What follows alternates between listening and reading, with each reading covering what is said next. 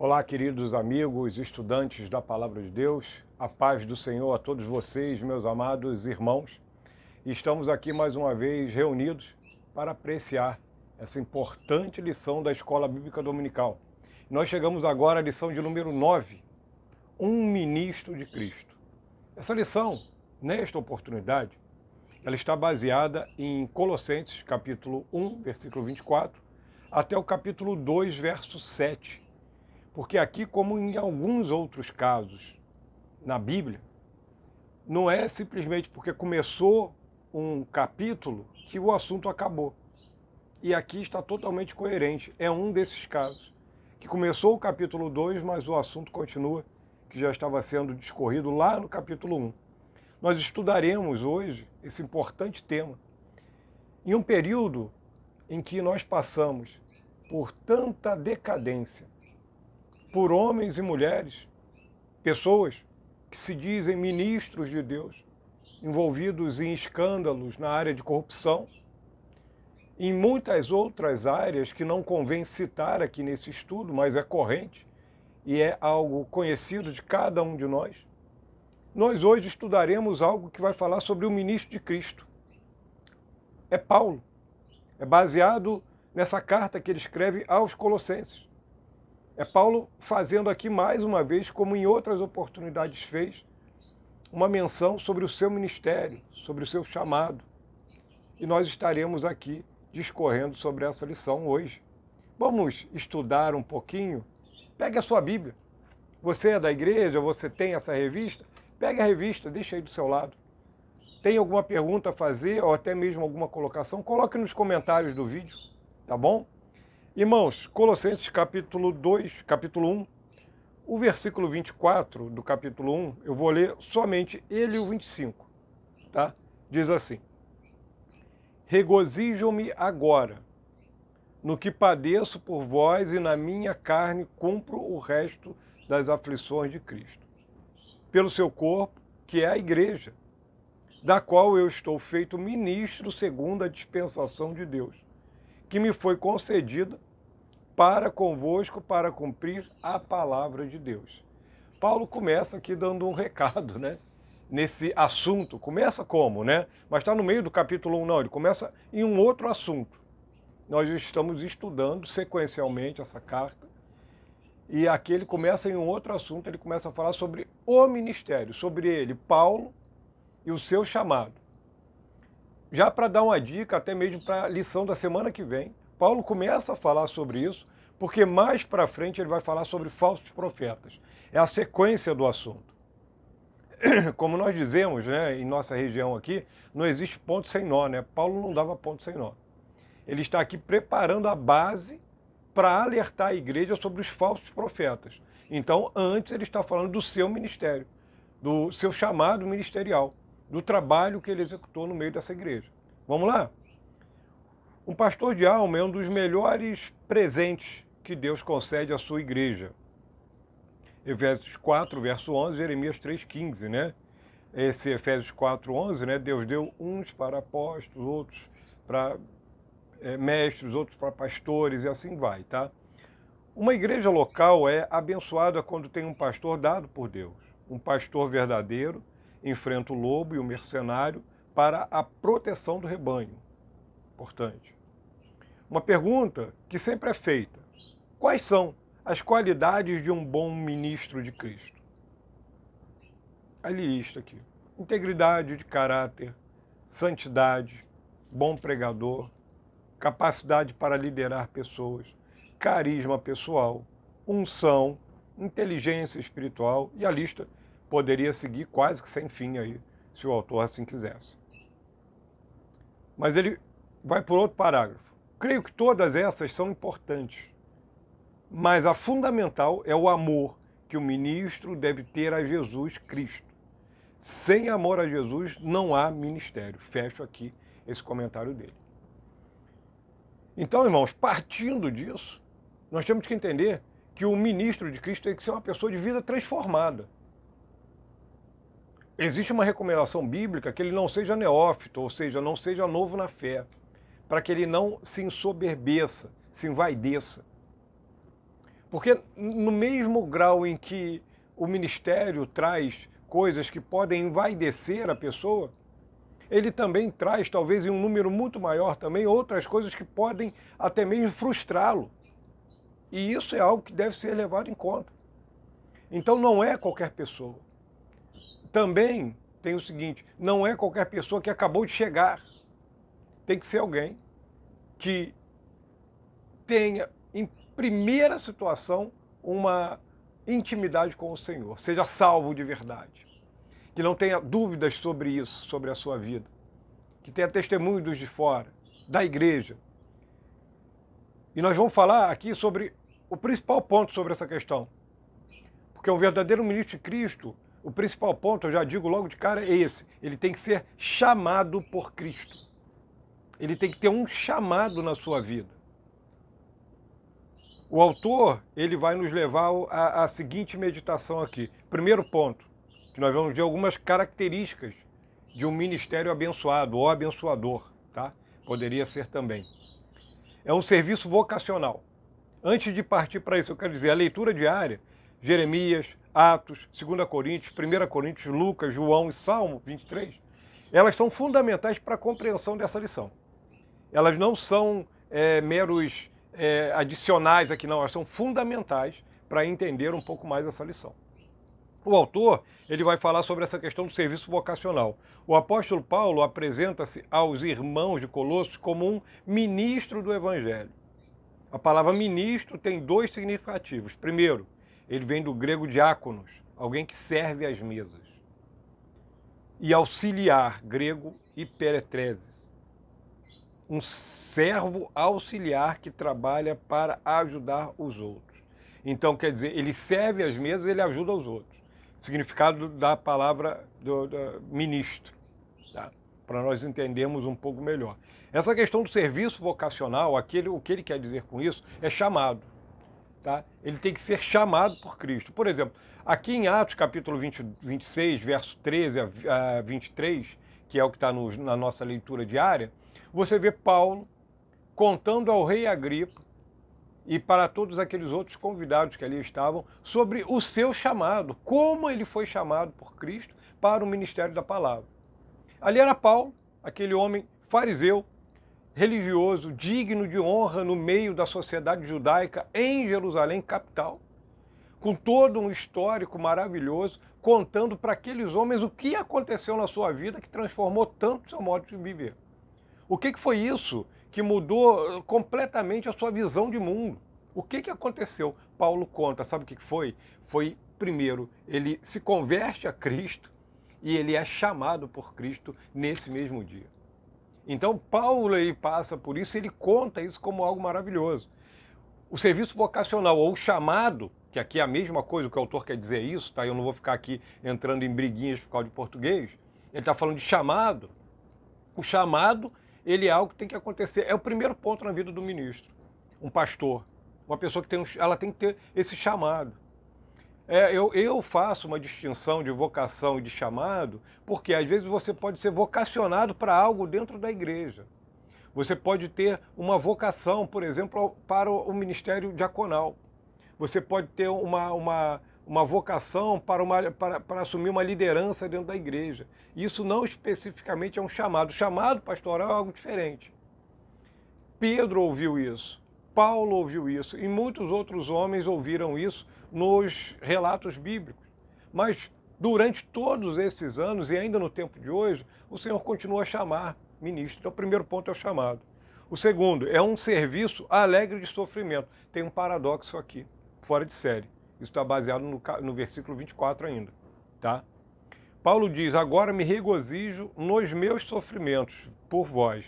Ele sofria física e espiritualmente pelos irmãos. Se você ler 2 Coríntios, capítulo 11, verso 22 e 23, você vê como que esse homem passou. Tem uma lista ali. E no final dela, quase no finalzinho dela, ele fala, e ainda mais, além de tudo isso que eu sofri, ainda tem o cuidado com todas as igrejas. Então é o sofrimento. É esse sofrimento que em todo o tempo faz parte da vida do pastor, do ministro do evangelho. Isso faz parte porque está inserida na vida dessa pessoa. É por isso que tem que ter um chamado, porque senão não aguenta. Se não tiver um chamado, vai correr disso na primeira oportunidade que tiver. Se tiver uma profissão antes de ser pastor, ele vai querer voltar para a profissão antiga. Se tiver tido um negócio ou tiver uma outra coisa e nesse caso passou a viver somente da palavra, ele vai querer voltar porque uma hora ele vai ter grandes problemas, sofrimentos. Então tem que ter isso. E Paulo aqui, ele falava sobre os seus sofrimentos, mas não para se exaltar, para se colocar acima das outras pessoas. E isso é muito importante. Paulo falava isso porque ele cria que os sofrimentos que ele tinha passado em Cristo, que ainda passava em Cristo, inclusive as cadeias, serviam para ajudar a igreja a ser edificada. Olha que não é um paradoxo? O sujeito passa por lutas, por batalhas, por situações das mais difíceis, por sofrimentos, por perseguição. Ele fala, nesse texto de 2 Coríntios capítulo 11, é importantíssimo esse texto para a compreensão disso aqui. Porque Paulo fala o seguinte, ele sofria perseguição até mesmo com os falsos irmãos. Olha que situação terrível. É aqueles que pareciam ser de Cristo, mas não eram. Estavam ali só por outro motivo. E Paulo também passou por isso, tá? Aqui o texto de Filipenses 1, verso 29 diz assim, mas a vós foi concedido não somente crer em Cristo, mas também padecer por ele. Meu Deus, não tem nada mais contraditório que isso. Mas ao mesmo tempo que é contraditório no mundo comum, no mundo cristão isso é normal. É assim mesmo que acontece. E as pessoas começam a ficar espantadas quando passam por isso. E o ministro do Evangelho, ele também começa a ficar espantado quando ele inicia o seu trabalho na área pastoral e ele começa a perceber que realmente é dessa forma. É assim mesmo que acontece. O sofrimento, então ele é digno, né? A gente deve estar alegre porque nós fomos chamados para gozar, para estar alegres, para ter prazer com Cristo. Mas nós fomos também chamados para sofrer por ele. E isso é uma grande alegria. E você entende isso, eu tenho certeza do que eu estou falando. Se não entenda, peça que o Espírito Santo fale a você. O terceiro, né, a terceira característica que ele coloca é um serviço de mordomia fiel. Vamos entender isso um pouco melhor? Isso é algo tão, às vezes, comprometido, porque é algo tão deturpado, tão desgastado no tempo de hoje. E aí, igreja, vocês parem para ouvir um pouquinho sobre isso. Paulo diz que se tornou ministro de acordo com a dispensação de Deus. A palavra dispensação vem do grego oikonomia, indica que o seu ministério era comparado ao trabalho de um mordomo. Paulo recebera do Senhor o cargo de administrador dos tesouros espirituais. O ministro ou mordomo tem que cuidar zelosamente dos bens do seu senhor, porque ele será cobrado, tá? As ovelhas ou os crentes são vasos preciosos de Deus. E isso é muito importante, essa compreensão, tá? E aí ele vai colocar dois pontos interessantes, né? O mordomo cuida da casa, mas ele não é o dono da casa. E o mordomo é alguém que deve prestar contas ao seu patrão. Primeiro, o ministro, o pastor, o pastor, o ministro que é chamado por Deus, e aqui eu estou falando exatamente desses, tão somente desses, nesse ponto, ele passa por isso. Ele não é o dono, mas ele é o pastor. Ele é o pastor responsável pelo rebanho, mas o rebanho não é dele. Mas ele tem que cuidar como se fosse. Porque se ele não cuida como se fosse, ele presta um serviço medíocre. Uma outra coisa, nessa posição, ele também tem o seguinte, ele tem que tratar sabendo que um dia dará conta ao dono do rebanho sobre qual é o estado desse rebanho. E olha o peso que está sobre isso. É por isso, irmãos, que unidos, juntos, a igreja, quando ela anda de maneira ordeira, evangelizando, pregando a palavra de Deus, envolvida nos eventos missionários, com piedade, com santidade, com cuidado um pelo outro, com amor, com vida, aonde as pessoas do lado de fora olham e falam, olha, isso é cristão mesmo de verdade. E as pessoas do lado de dentro também, olha, que beleza, como é bom ser irmão dentro dessa igreja. Isso tudo facilita e faz com que o trabalho seja menos árduo. que você tenha menos lágrimas a derramar. Paulo, quando escreve aos Coríntios, muitas vezes é de chorar quando nós lemos aquilo ali. Dependendo do momento que nós tivermos, né, 1 Coríntios capítulo 4, é de chorar aquilo. O que Paulo coloca, os sofrimentos que estão escritos ali, e como que ele fala com autoridade, com energia. Meu Deus. Ele fala, partindo aí para o tópico 4, é um serviço missionário. É missionário, da qual me tornei ministro de acordo com a dispensação da parte de Deus, que me foi confiada a vosso favor para dar pleno cumprimento à palavra de Deus. O mistério que estiver oculto dos séculos e das gerações, agora, todavia, se manifestou aos seus santos. Paulo diz que ele havia recebido do Senhor em confiança uma tarefa para cumprir, levar Jesus Cristo aos gentios. Essa era a tarefa desse homem. Paulo, ele era um pastor de pastores, era um pastor de igrejas. Ele era um homem que foi chamado por Deus para pregar o evangelho, deixar igrejas plantadas, preparar líderes naqueles locais e seguir em frente. Paulo não tinha, assim como alguns pastores ainda no tempo de hoje, não tem um lugar certo para estar. Eles vão edificando, vão plantando igrejas, preparando pessoas e seguindo em frente. São homens que são talhados para isso, são missionários na essência dessa palavra, missionários. Eles são nessa profundidade, com esse grau grande de dedicação. São pastores que realmente foram chamados para pastorear a outros pastores também.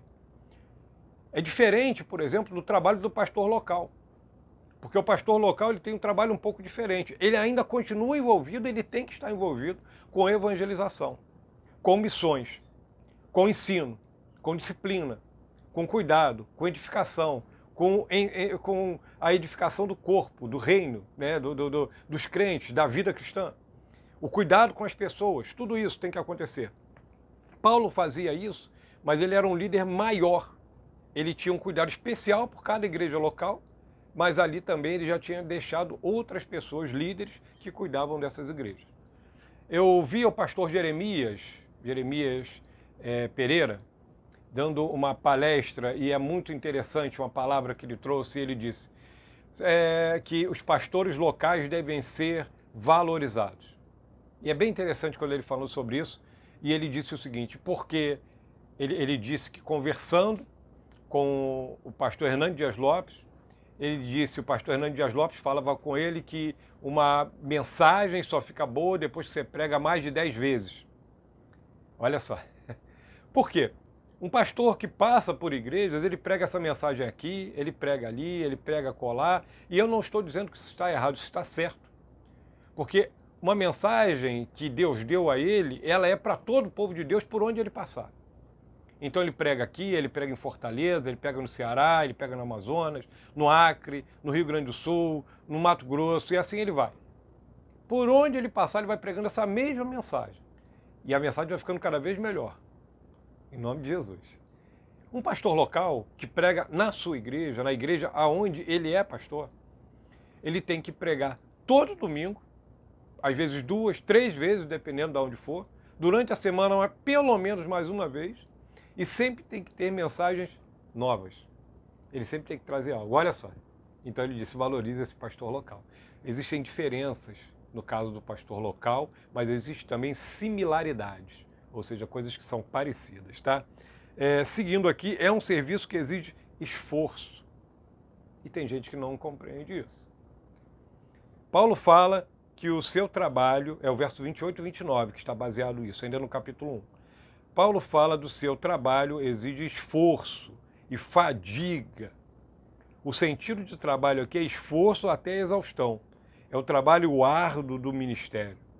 Leia um pouco aí, vocês já sabem, 2 Coríntios 11, 23 a 33, como eu disse, importantíssimo. O esforço de Paulo revela que o mesmo era um líder provedor, alguém que usa todos os recursos que tem para ajudar os outros a crescer. Paulo se dava, ele se entregava. O ministério assumia toda a sua vida e ele entregou toda a sua vida ao ministério. Eu não vejo nenhuma outra possibilidade, irmãos. Eu não vejo nenhuma outra possibilidade. O ministério da palavra, o chamado pastoral, ele toma conta da vida da gente dessa forma. Estou há 3 anos de consagração ao ministério pastoral. E a cada ano que passa, que eu passo para fazer um balanço, eu percebo que cada vez mais o ministério pastoral toma conta da minha vida. Não é algo abrupto que acontece de uma hora para outra. Esse amadurecimento ele vem com o tempo. Tenho certeza que um pastor que tem 10 anos de ministério, ele já se entregou muito mais ao ministério da palavra, ao ministério pastoral, do que um pastor que tem menos tempo. Porém, eu sei disso, que esse trabalho é contínuo. E mesmo um pastor com 40, 50 anos de ministério pastoral, ainda assim percebe com toda certeza o Senhor trabalhando para que ele continue a se dedicar mais ainda ao ministério da palavra, ao ministério da pregação, ao ministério do ensino, ao ministério do discipulado, ao ministério do ajudar outros pastores. Enfim, são homens que são preparados para realmente apacentar o povo de Deus. E existem muitas formas de apacentar o povo de Deus. Um pastor, por exemplo, que apacenta outros pastores, ele apacenta o povo de Deus. Porque ele é usado para ajudar esses ministros, esses homens que têm um chamado de Deus, a se prepararem para estar mais bem equipados para trabalhar com o povo.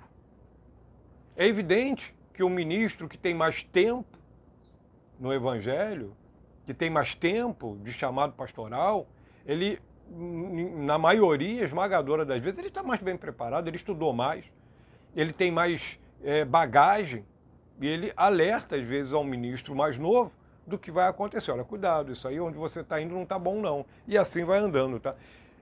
É um serviço que exige esforço, como o autor coloca aqui. É um serviço que exige dedicação. Você tem que se dar a ele. Não tem um meio termo nisso, tá? Eu não tenho meio termo porque se você não se dá, você não será bem sucedido. E aí entra uma questão, e eu quero finalizar esse tópico, que exige esforço, a essa questão de ser bem-sucedido. Ser bem-sucedido hoje está muito ligado à questão do número, às vezes, de pessoas. É verdade. Está muito ligado, às vezes, ao carro que o sujeito tem, aonde ele mora, em que condomínio que ele mora, que tipo de situação financeira que ele tem. E aí é que entra as grandes divergências do tempo de hoje, nessa questão do ministério pastoral. O ministério pastoral, ele está sendo substituído por pessoas que são treinadores, eles são coachings, são homens que preparam pessoas para ganhar dinheiro. São pessoas que preparam pessoas para simplesmente serem bem-sucedidas em algumas áreas. Olha, isso é outra coisa. O ministério pastoral é muito mais do que isso. O ministério pastoral é realmente cuidar das pessoas, é amar as pessoas, é falar a verdade com as pessoas. É algo mais profundo. É algo que está faltando. Está faltando, em muitos casos. Tem muitos aí, mas está faltando, tá? É um serviço de batalha espiritual, é o nosso último subtópico. Chegamos aqui. Aí entramos no capítulo 2, do verso 1 ao 7. Paulo vai falar abundantemente sobre isso. Gostaria, pois, que soubesses quão grande luta venho mantendo por vós, pelos laodicenses, e por quantos não me viram face a face. O versículo 1 desse capítulo 2. Paulo começa já falando aqui das batalhas que ele está travando. E que batalhas são essas? Será que ele está pegando em armas, em espada, em escudo, andando? Não. Ele está falando de batalhas espirituais. Ele está falando de lutas espirituais que ele trava em favor dessas igrejas. Ele aqui está expressando para essas pessoas essa batalha. Às vezes é preciso que se comunique com as pessoas que nós estamos orando por elas. Por muitas vezes, e é evidente que eu sei que no contrafluxo disso que eu vou falar agora também acontece a mesma coisa, mas um pastor, ele ora pela vida de todos os membros da sua igreja. Algumas pessoas que estão passando por períodos sensíveis, ele vai orar mais ainda por elas. Alguns grupos dentro da igreja, às vezes, que estão passando por situações difíceis, ele ora ainda mais e assim vai. Existe no coração de um pastor um amor pelas pessoas, ainda que sejam rebeldes. Existe no coração de um pastor um sentido de orar, porque ele sabe que as pessoas vão enfrentar lutas espirituais. As batalhas espirituais que uma família está travando, que um casal que está para se separar está enfrentando, que um jovem passando por depressão está passando, ou qualquer um outro, ela também é a luta de um pastor. Ela se torna o motivo, às vezes, da sua insônia, da sua falta de sono. Ela se torna, às vezes, o motivo de lágrimas, de dores, E aí entra essa questão. São batalhas espirituais que nós temos que travar. Paulo diz à igreja de Colossos que ele travava uma grande luta espiritual em prol dela e da igreja dos Laodicenses. Tratava-se de uma luta espiritual exaustiva e exigente. Luta em amor e em oração. E aí ele vai falar por quem Paulo luta em oração. E ele vai colocar 2 pontos. Ele é alguém que já recebeu a Cristo, a primeira parte do versículo 6.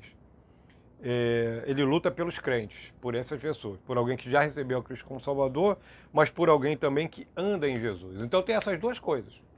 Porque aí fazemos aqui, já no finalzinho dessa lição, um divisor de águas, tá? Porque tem que ser por aquelas pessoas que aceitaram Jesus como Salvador, aceitaram a Jesus como seu Salvador, mas que também andam em Cristo. Porque tem alguns que às vezes são rebeldes. E em alguns casos desses, você tem que deixar ele um pouquinho. Porque a rebeldia, ela é terrível. E muitas vezes, alguns desses, depois você vai ter que carregar no colo como pastor. Vai ter que carregar mesmo de pata quebrada, né? Quebrou a pata da ovelha, mas está levando no colo, está levando para curar, está ligando. Vai colocar o gesso ali, né? Vai colocar a tala, vai amarrar, vai deixar curar, vai tratar devagarinho, até que ela volte a andar novamente. E talvez tenha aprendido com esse tombo que tomou. Então é dessa forma, tá? E Paulo, para que Paulo luta em oração? E ele vai colocar várias situações aqui, né? Quais eram os pedidos de Paulo? Para que Deus encorajasse e confortasse o coração dos irmãos, primeiro ponto.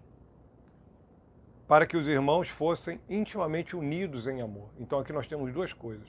É Deus agindo, porque essa coragem ela vem de Deus para nós. E Paulo orava pedindo para que o Espírito Santo, para que Deus derramasse essa coragem sobre o coração dos crentes ali, da igreja de Colossos, de Laodicenses e os outros vizinhos ali também. Mas também ele está falando sobre essa questão da união. Isso somos nós agindo. Porque se eu falei sobre Deus agindo, também tem nós agindo. E nesse texto aqui existe essa vertente. Nesses subtópicos aqui desse tópico, tem essa vertente. Tem coisas que são de Deus e tem coisas que são nossas. O ministério pastoral, ele trabalha da seguinte forma. Ele prepara as pessoas espiritualmente, ensinando a palavra. A base é a palavra.